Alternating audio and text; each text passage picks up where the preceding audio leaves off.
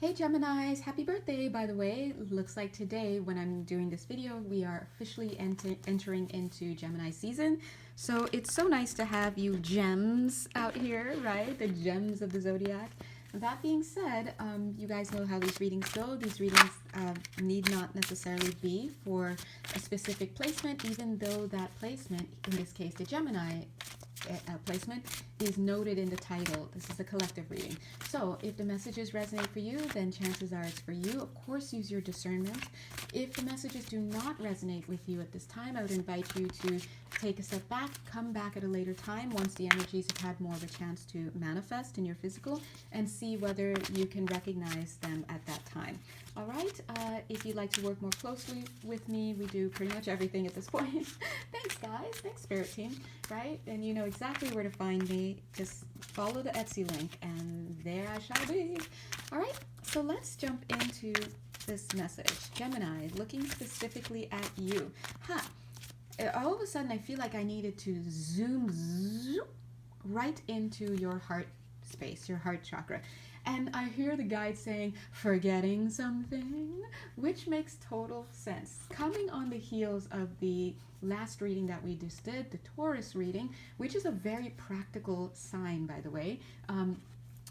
That Taurus reading, if you haven't had a chance to check it out, please go do it. It reminded us about the need to practice proper discernment. In this day and age, it is just impossible to tell what is real and what is not real in your online and news TV sources, and for a lot of people even in their own lives. And this is by design.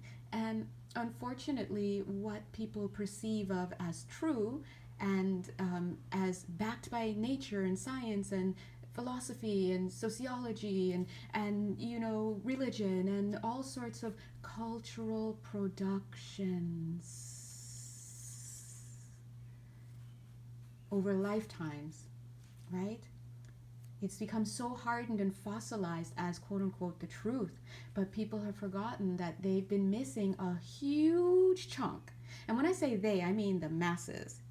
Even a lot of the experts and blah, blah, blah, who've been trained in certain thoughts and given access to certain tools in order to make certain discoveries and understandings, they too have been kept out of a lot of the real things that are out there. A lot of, when it comes to understanding energy and movement, a lot of that has been kept under lock and key because, well, to be honest, a lot of people just weren't ready.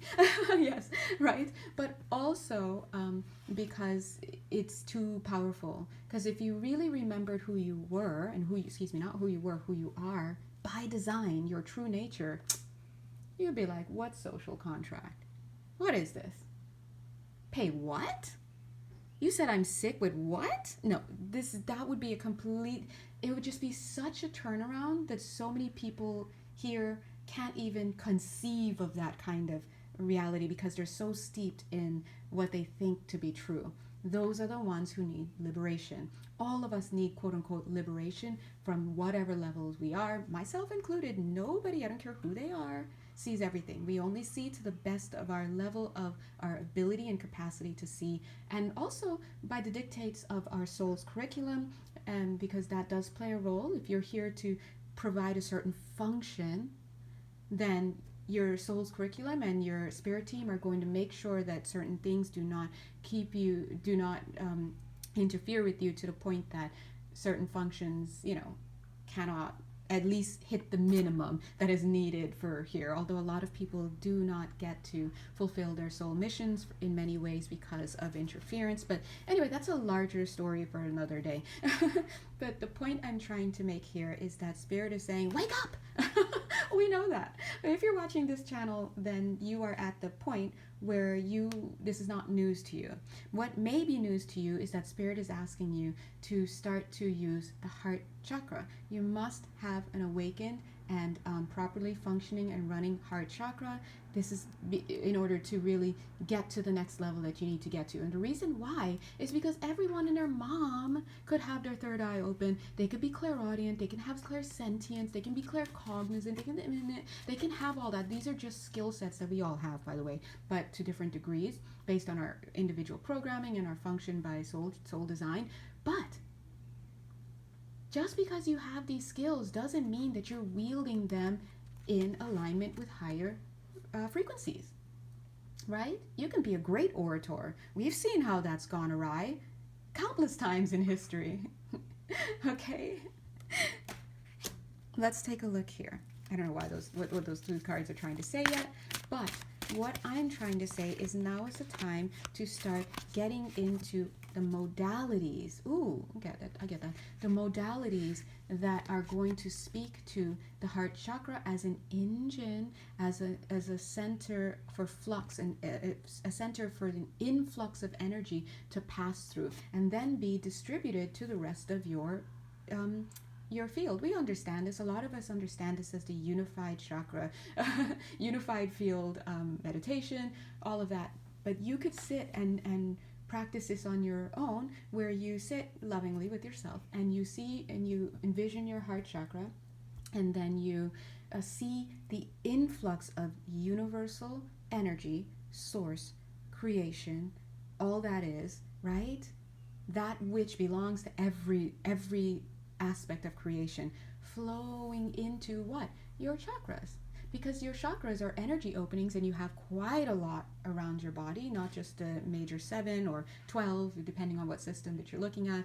You've got many openings around your energetic field.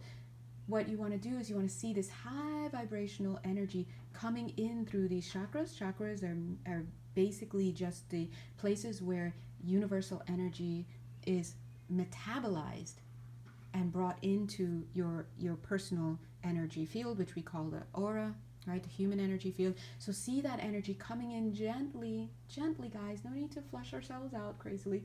Gently, and going and hitting passing through the heart chakra, so that it's then sent out with love, right, to all portions of your energy field. And your energy field is cutely big, right? You can think of it as this huge sphere of energy that extends about 6 feet out from you, in either direction.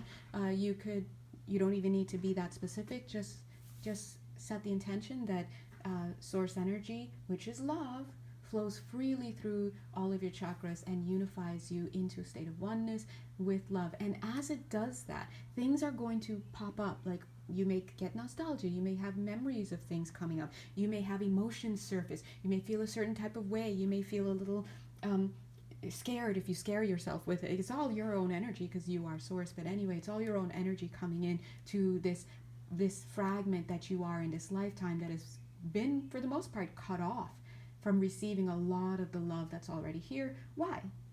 Your belief system. That's it. It is only our belief systems that can ever give us the appearance of separation from all that is. And why are we even allowed to have the ability to block the flow? Because, listen, you are a multidimensional creator being. It is your birthright to have free will over what you put your attention to. Now, you must understand, on this planet, that what you put your attention to is going to directly relate or affect or make what you will experience outside of you, because the world outside of you is just what you've got going on inside, conscious or unconsciously, projected outward. All right, so Gemmies, look at the balloons. Oh my god, happy birthday. Oh my god, they're so sweet. Look at the balloons, gems. Here we find ourselves, whoever you are, having a new beginning. She's like do do do do do, but it's like, I don't know if the pictures come alive for me, by the way. They align with the energies that are coming through, the messages. So I see her stopping, and she's hearing this loudspeaker like, attention, before you go. And this is exactly what they're saying right now. Before you embark further into your new beginning, we want to remind you, right? Think with the heart. They didn't say feel with the heart. Think with the heart.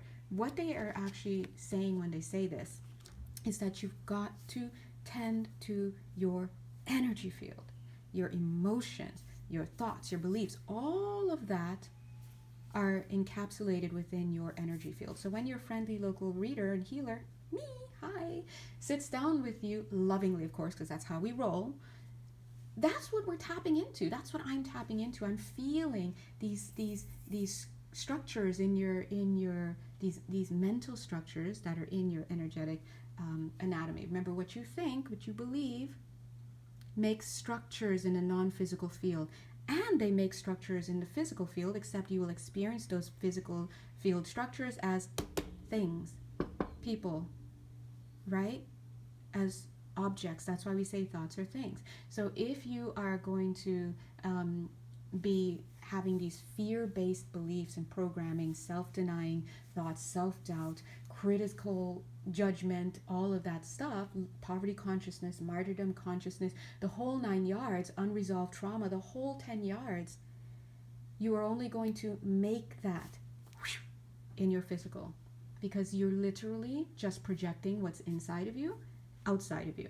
And that's why it is a waste of time to focus on what is outside of you to the exclusion of even self-reflecting. And that's why it's a master key to take the route of shadow work, because shadow work by definition is literally you just making the decision to, in the interest of self-acceptance and wholeness, take a look at the parts of you that you've been hiding away. And of course do that with the guidance of somebody that you trust, because a lot of the things that we're hiding away from across lifetimes are very, very painful, and some of those things just need to take time. Sometimes it's not this lifetime that it will be revealed to you, but in other lifetimes when you're ready to face it. But there are a good deal of things that we could start looking at right now, like that relationship with that person that hasn't called you in 2 weeks but you swear is going to be your next husband or wife, right? Let's look at that.